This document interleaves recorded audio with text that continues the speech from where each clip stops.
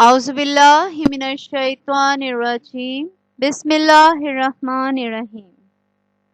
अस्सलामुअलैकुम स्टूडेंट्स, आज हम 9th क्लास के चैप्टर 4 उसमें से एक टॉपिक है special intermolecular forces, that is hydrogen bonding. Hydrogen bonding क्या है और ये किस किस्म के मॉलिक्यूल्स के दरमियान पाई जाती है और इसमें हाइड्रोजन एटम किस किस्म के एटम्स के साथ इश्तराक करता है, आज हम अपने इस लेक्चर में इस बारे में बात करेंगे। तो हाइड्रोजन बॉन्डिंग क्या है, हाइड्रोजन का एटम किस तरह इश्तराक करता है, आइए देखते हैं। Bonding is a special type of intermolecular force present in the permanently polar molecules. Hydrogen bonding एक खास किस्म की इंटरमॉलिक्यूलर फोर्स है जो मुस्तकिल पोलर मॉलिक्यूल्स के दरमियान पाई जाती है। जैसा कि आपको पता है कि पोलर मॉलिक्यूल्स क्या होते हैं। देखें, एक तो है पोलर और एक है non polar.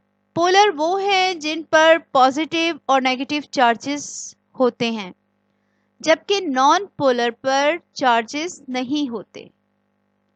This bonding can be considered unique dipole attraction.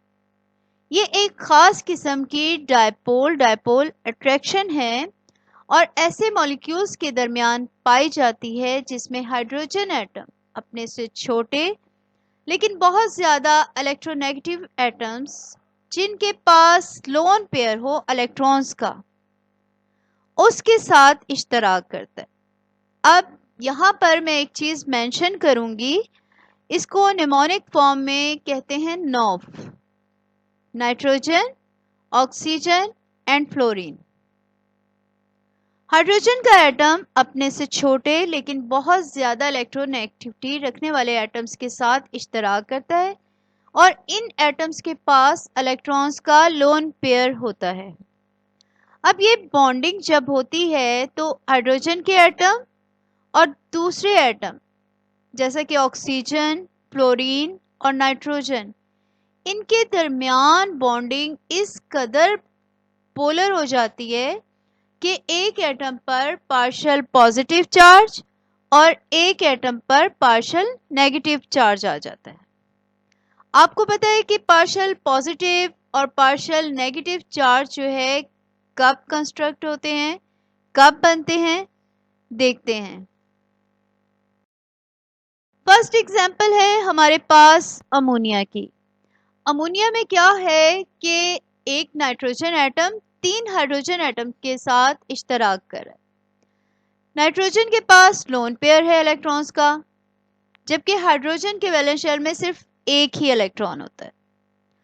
अब जब नाइट्रोजन और हाइड्रोजन इश्तराक करते हैं तो नाइट्रोजन की कोशिश होती है कि जो इश्तराक शुदा जोड़ा है वो उसकी तरफ अट्रैक्ट करे, जबकि हाइड्रोजन जो है वेरी सिंपल, वो अकेला है, अब वो अपनी तरफ कशिश करना चाहेगा। लेकिन as compare to hydrogen, nitrogen के वैलेंस शेल में इलेक्ट्रॉन ज्यादा हैं, इसलिए इश्तराक शुदा जोड़ा है जो वो ज्यादा नाइट्रोजन की तरफ अट्रैक्ट करेगा। इस चार्ज और हाइड्रोजन पर पार्शियल पॉजिटिव चार्ज पैदा हो जाता है।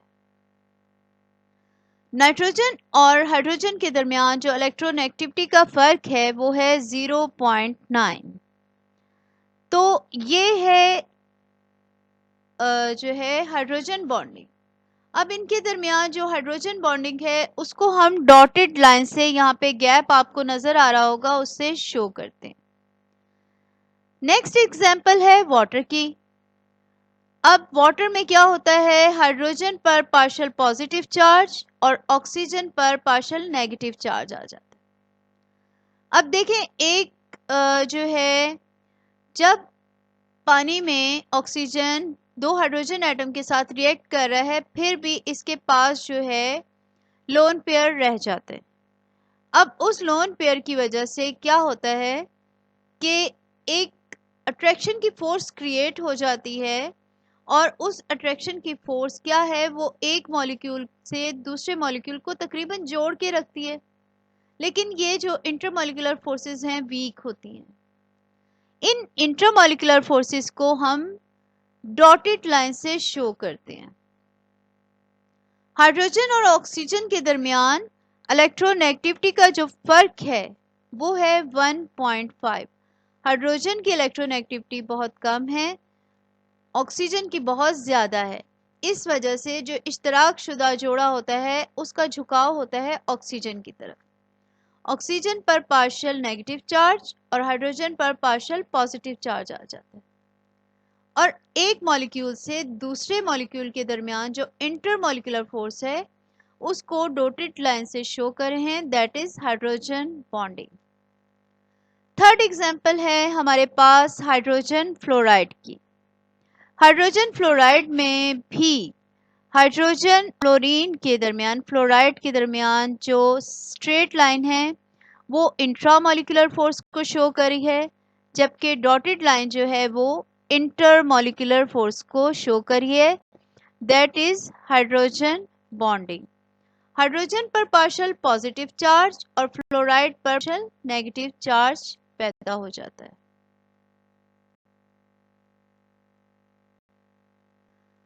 होगा अक्सर जो ऐसे इलाके जहाँ पर बर्फबारी बहुत ज़्यादा होती है, जहाँ पर टेम्परेचर बहुत गिर जाता है, बहुत कम हो जाता है, वहाँ पर भी जो आबी हयात हैं वो ज़िंदा रहते हैं, क्योंकि बर्फ़ जो है पानी की सतह पर तैरती रहती है और पानी नीचे तह में चला जाता है।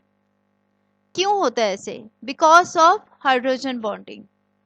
The density of ice at 0 Celsius 0.917 gram centimeter per cube is less than that of density of water 1.00 gram per centimeter cube। Density की वजह से पानी की जो डेंसिटी है अगर हम उसको केजी में देखें तो वो है 997 केजी पर मीटर क्यूब, जबकि जो बर्फ की डेंसिटी वो है 917 केजी पर मीटर क्यूब। हर वो चीज़ जिसकी डेंसिटी पानी से कम होगी वो पानी की सतह पर फ्लोट करेगी, जबकि हर वो चीज़ जिसकी डेंसिटी पानी से ज़्यादा होगी वो नीचे तह में चली जाएगी। हाइड्रोजन बॉन्डिंग की बेस्ट एग्जांपल है। अब जब पानी जो है बर्फ की शक्ल अख्तियार कर लेता है तो उसके मॉलिक्यूल्स खुद को इस तरह तरतीब दे लेते हैं कि एक ख़ास साख्त बन जाती है, एक ढांचा बन जाता है। जबकि सतह में जो मॉलिक्यूल्स होते हैं पानी की सतह के नीचे वो एक केज की, जैसे पिंजरा होता है, जंगला होता है, उसकी शक्ल सी इख्तियार कर लेते हैं और मजबूत हाइड्रोजन बॉन्डिंग होती है। उस बॉन्डिंग को तोड़ने के लिए हमें हीट रिक्वायर होती है। तो बर्फ का पानी के ऊपर तैरना हाइड्रोजन बॉन्डिंग की वजह से है, क्योंकि पानी की हाइड्रोजन बॉन्डिंग थोड़ी ज़्यादा मजबूत है एज कम्पेयर टू आइस, और पानी की डेंसिटी है 997 केजी पर मीटर क्यूब, जबकि आइस की जो डेंसिटी है वो है 917 केजी पर मीटर क्यूब। इसी तरह अगर हम देखें मुख्तलिफ चीज़ें, जैसे brass 8600 KG per metre cube, copper 8900 kg per meter cube, and mercury 13545.848 kg per meter cube। अब इन सब चीज़ों की डेंसिटी पानी की डेंसिटी से ज़्यादा है, ऑब्वियसली कि ये पानी में जो है फ्लोट नहीं करेंगी उसकी सतह पर, बल्कि पानी में डूब जाएंगी। तो एक बात याद रखें कि हर वो चीज़ जिसकी डेंसिटी पानी से ज़्यादा है वो पानी की अंदर डूब जाएगी, जबकि हर वो चीज़ जो पानी जिसकी डेंसिटी पानी की डेंसिटी से कम है वो पानी की सतह पर तैरेगी, जैसा कि बर्फ। ठीक है, I hope that you will like this information and you must learn something. For watching, I hope you will like. Please must watch, like and subscribe my channel. Allah Hafiz.